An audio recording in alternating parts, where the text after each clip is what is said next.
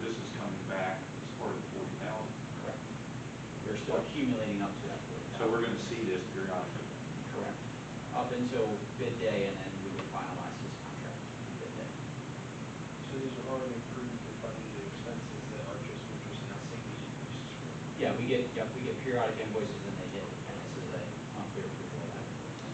Well, when we approved the, well, most of the board approved the 40,000. And I'm going to say 40,000, let's just put it there because that's not what it was. Doesn't that cover this? That is this. This payment is part of that. But why are we approving the 40,000 a couple meetings ago, now we're approving this? Because that's approving He for us gets- to do it. This is Oh, now okay. approving that we gave them a check. Oh, okay, so that's how you pull it in. Okay, good. All right, I just wanted to better understand why we're dividing it up after we already. Yeah, so we set the amount, and now we're paying an incremental payments until we meet. So the other one was just to set the amount. Okay. Correct. I assumed it was a payment, so let's, it was 20,000, it was close to 20,000, each around 20,000. Okay. Steve, are you done with your report? I'm done with mine. Good? John has questions. You have questions? Actually, I have a lot of questions on this particular document. So, I don't know if it's allowed, are we allowed to meet with staff like at another point in time, so it doesn't take up so much time this evening, or? Yeah. What's the protocol? We'll arrange a meeting for us and, for you and Mr. Schwartz. I would say just within the context of the question. I have about 10 questions on each page of this document. Which document? Well, I thought, I'm Is it sorry, general- I is thought it we the were on the general accounting payment schedule. Yeah, 1 through 7, so I'm just curious which Which one of these, which one did you Oh, print out? well, okay, so it's the, fund accounting payment summary. It's the fund account, oh, all right, wait a minute, this one's the, this one, sorry, general fund checks, cafeteria fund checks, student activity checks, capital project checks, I'm good on that one. So all of them. I just Well, want to. almost, I mean, not necessarily. So- Student activity checks is not our money, it's the students' fundraising, they raise fundraising and they spend it. So, Have you scheduled your meeting with Dr. Moyer yet? When is that? Wednesday, I believe. yeah. As long Wednesday. as you can meet with them this So, week. can we arrange for a meeting, for Patel to be included sometime What Wednesday? time? I think it's, Terry, I think it's 11 or 11:30. We'll handle those scheduling matters after the fact, but we will definitely get you in to ask those questions prior Thank you, to. I'll say. Thank you. I don't know if there's anything we need to bring up before we vote, do for a discussion, that you We don't vote discuss. on Monday. Right, so when you meet with them, if there's something that comes out that you want the whole board to know, when we do discussion on Monday, that's what we're doing. Thank you. All right, moving on. I'm going to try to be a little bit more expeditious during my part here. Personnel. Items A, B, C, D are all the typical personnel actions that we do every month. Are there any questions on those? Hearing none. Well, just one generic question. I have concerns, and I know you've all told me this probably before, but why are we seeing so many resignations around the sports? We'll decide not to do it. Okay, is that what it is? I mean, it's kind of concerning. Are we getting any influx to replace these people? I think that for almost all of the, I mean, we have yet to, I believe, cut the sports program for a lack of a coach. Would that be correct, Dr. Becker and Mrs. Coleman? Yeah, correct. So, I mean, we replaced those coaches. So, and like I said, these are junior high assistant coaches and things like that. I mean, they'll be able to find replacements. And I know we need to get into the teacher aid classroom That'd be without going into executive session. right. And item E is also, we will need to discuss that in executive session. I'll just say that what this request is for is guaranteed to this person under the collective bargaining agreement. And so, the board needs to hold up our end and basically approve that. If there are questions about that, we can discuss it in the executive session. item F, I'm going to yield back to Dr. Johnson. As it says there, in the middle school class, we need a personal care assistant, which means an additional personnel for the student. We have significant behavioral needs and mainly behavioral needs, mental health needs, and we need to continue to support our students here in the building. So we work with our students and develop behavioral plans and change and repeat and try things. And the next step would be for the student to have a personal care assistant to be able to go out into regular ed and successfully access the curriculum. So in order to do that, we need to have somebody with this student. So it would be an additional personnel. Questions? And I consulted our solicitor on this too. She also advises that we go to the PCA. This BCA is not in existence now. This would be an additional position. Okay, this, now, we'll just concentrate on man. This additional position would be also equaling what do we have there now in RAMS, comparable to this, the emotional support line. Do we have people in RAMS now, or this? Yes. Because it says, this is assistant position, so this person will be assisting what we have in RAMS This would be a now. personal care assistant for a student. Oh, for a student, Yes. oh, okay, okay. So one For one to student. Yes. Oh, okay, Based I'm on their- misunderstanding, okay. Okay, I thought that one of our people needed help. No. Okay, so it's a student, Yes. okay. I see. And was this permanent? I mean, the student wouldn't be, but, Well, for as long as the student needs the assistance. So my Okay, goal so is it's- to always work through. it's specifically for the student? Correct. Okay. This would be under the support staff. Correct. What's the approximate behavioral calls? I don't know, probably, the annual cost. Yeah, I was gonna say, I don't wanna tell you a wrong answer. Okay, we can send that to the board this week. Yeah, we can, have that for, but I just don't want to give you an accurate number. I'm assuming we don't have any other PCAs that we can reassign or any other staff available for that. So I think that one of the things that we have to do is give all of our students a free and appropriate public education, and we're not meeting their needs, that could result in some potential liability. Oh, yeah, I mean, if this is required by the student's IEP and their IDPA, if you want to offer this, you know, provide a safety commitment process. It's necessary for the student, the IEP team to determine that. It's appropriate. And that's what's occurred. So this would fall in line with like the also, it's directed straight at certain students. This would be one student, but I mean, I'm not trying to correlate them together, but we obviously knew we had to do an autism class, so this would be directed towards one student under the same sort of process, okay? Donna, you had a question? Yes, please. At what point, what point do we get to when we possibly review, when we know the students' services that are required for IEP, do we ever get to a point in the process where we're like, okay, we put this staff member in place, we've done this service, we've added this additional service? Do we ever get to a point where we're like, okay, we're gonna review all of this and see if private placement might be less expensive? Well, we go through all the steps, and we're going through all our steps that are appropriate for the students. And yes, when we get to a point and we've exhausted everything we have, and we have all our data, and we have everything to show that we've done everything and we can't make any progress. Sure. So we meet as a team and say, as a team, what's the next best senior for this student?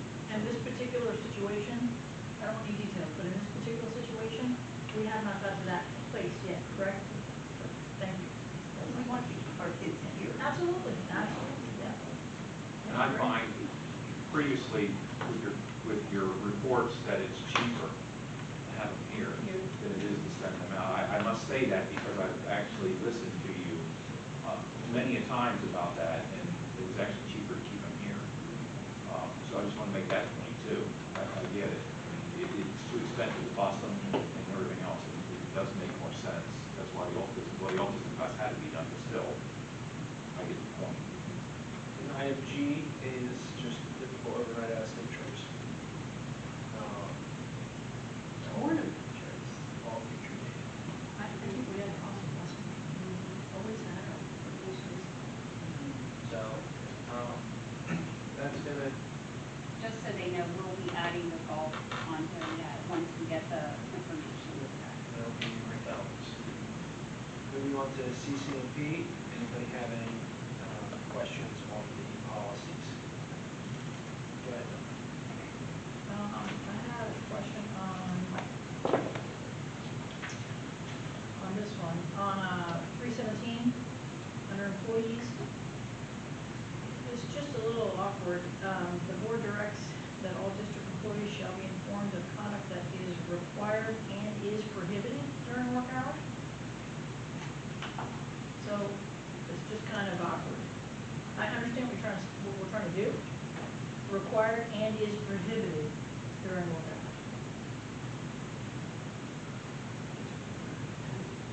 What page is that on? It's the very first page on policy 317.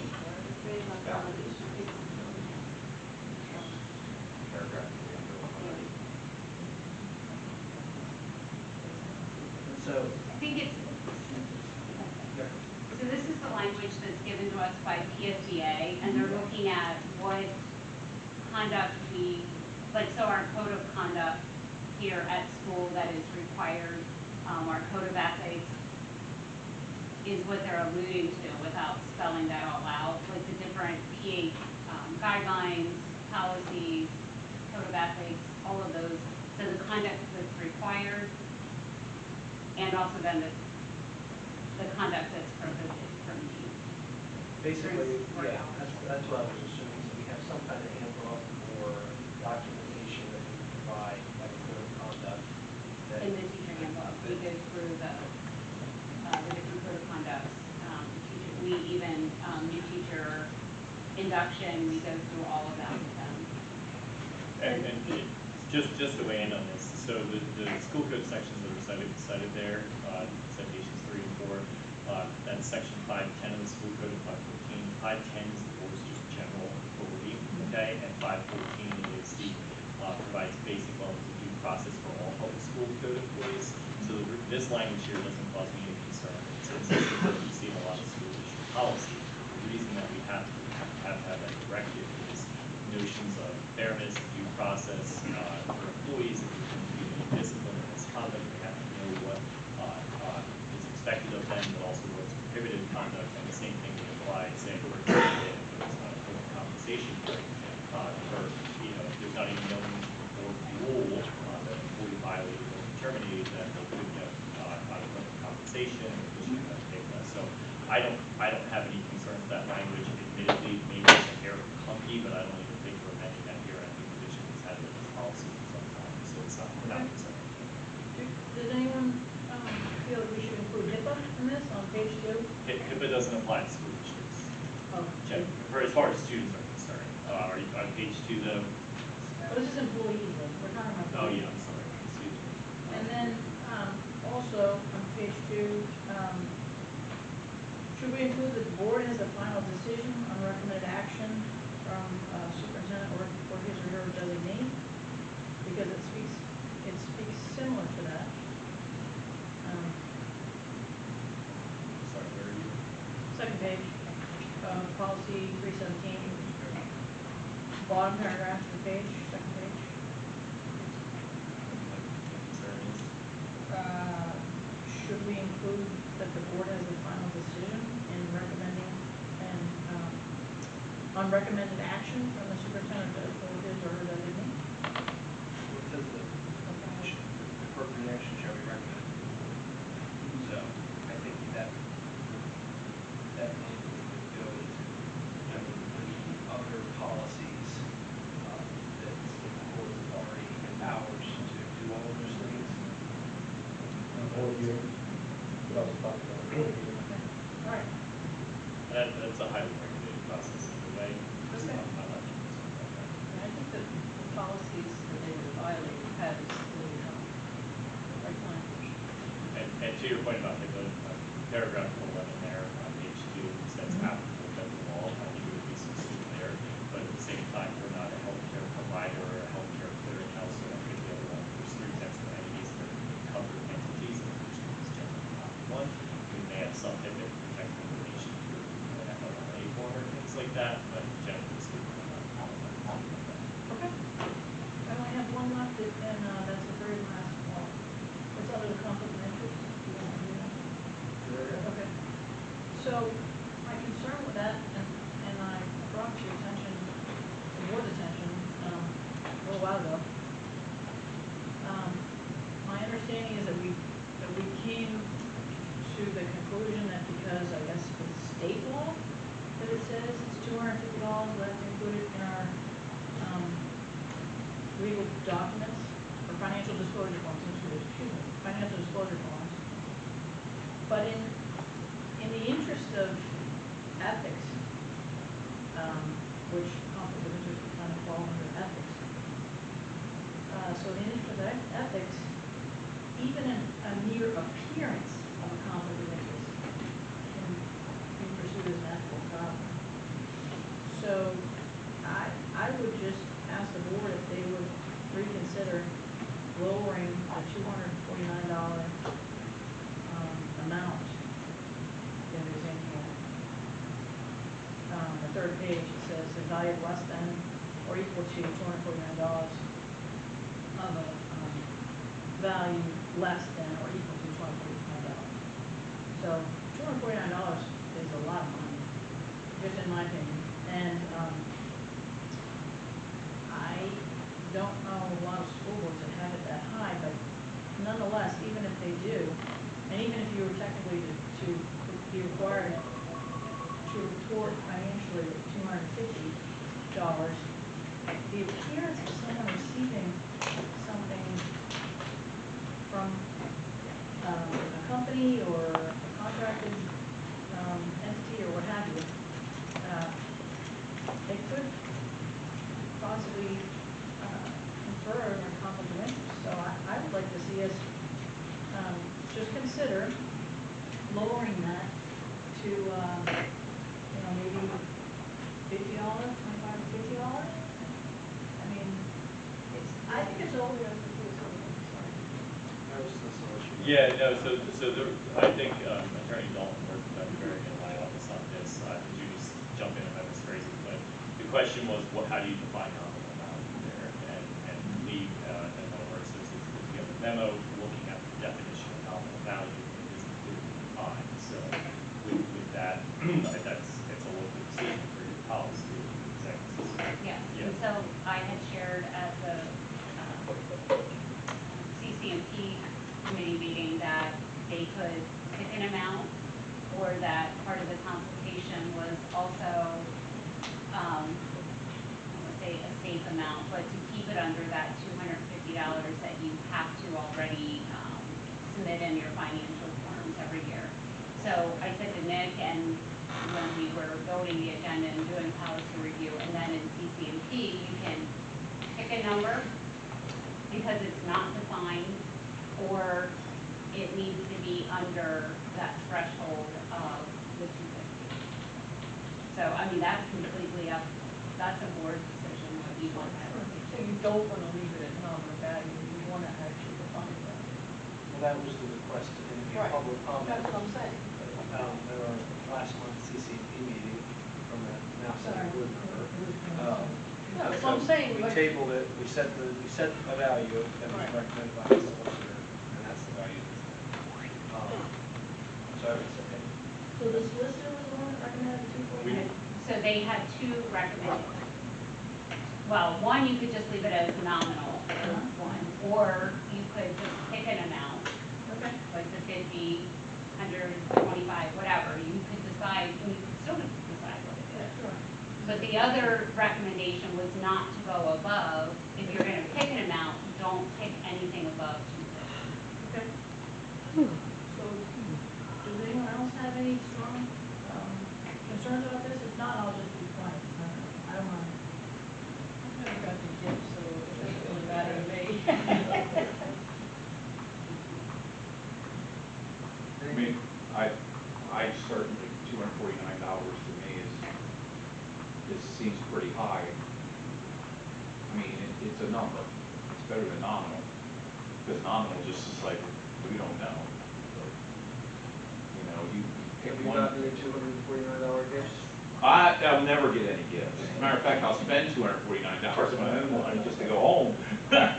So, you know what I mean? So if it provides any helpful context here, this is a section of the policy that talks about, you know, accepting, even if it's unsolicited, but if you go into the next section there about improper influence, if you're accepting anything of monetary value, it doesn't say nominal, but anything of monetary value, and intends to influence your role as a board member, that's clear, right? So I think this is designed more to cover the unsolicited. Someone says, hey, thanks for all your service on the school board, here's a fruit basket. Like those types of things, and setting a threshold like that keeps the board out of trouble because you didn't solicit, it wasn't for improper influence. But if someone is using their role to say, you know, grease my palm, I'm gonna vote this way on something, that's prohibited regardless of the monetary value for your policy and for the law. So hopefully that helps in some way there. So what was the discussion in the committee over this? You just went with the solicitor's recommendation? Right. Okay. We don't want to more than some. Because I asked, Yeah, the 10 doesn't fine. when you did our agenda review, I'm like, where this is a random number, where did 249 come from? Well, I knew it. And to be clear, we didn't specifically say do 249. So if you're gonna set a value, don't go above this, but you can pick anything in there. This is a local decision here. Because we have to clarify that $250 is the limit to where you have to put it on your financial disclosure form every year, correct? So that's why we're below 240, we're 249, because you have to stay below that. But if you did go above it, you're automatically got to put it on there anyway. So that's why we picked 249. Any other discussion?